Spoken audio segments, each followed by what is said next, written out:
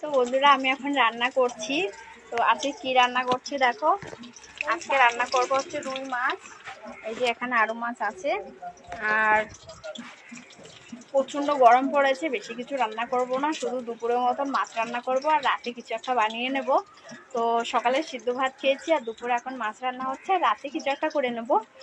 আর আমার মামা শ্বশুর আর মামি শাশুড়ি এসছে, তাদের জন্যই মাছটা রান্না করা।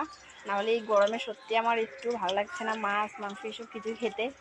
তো যাই হোক, একটু পরে না তোমাদের দাদা ভাই একটা জিনিস অর্ডার করেছে, সেটা আসবে। আগের দিন ননস্টিক কড়াই মড়াই এসেছিলো, সেটা আমি জানতাম না। তো এই খবরটা না আমি পেয়ে গেছি যে একটা জিনিস অর্ডার করেছে।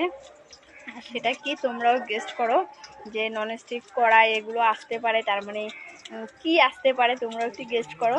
আমি তো জানি, তো যখন আসবে তখন তোমাদের সাথেও শেয়ার করব। আর ততক্ষণ ঝটপট কমেন্ট করে তো কি আসতে পারে। তো আমাকে ফোন করে বলছে যে মানে ওটার দামটা বেশ কয় টাকা যেন বেশ দাম। আমার কাছ থেকে 100 টাকা চেয়েছিল। তো আমার কাছে এখন 100টা টাকা নেই, আমার বাজার করেছি আর আছে, কিন্তু দেওয়া যাবে না। যাই হোক, বরাত থেকে ঝাড়তে হবে তো তাই। তো যাই হোক, ও আমাকে বলছিল, তা আমি কিন্তু টের পেয়ে গেছিলাম যে ওটা আসবে, তাই। তো চলো আসলে দেখাচ্ছি তোমাদেরকে। শেয়ার করছি। টাটা।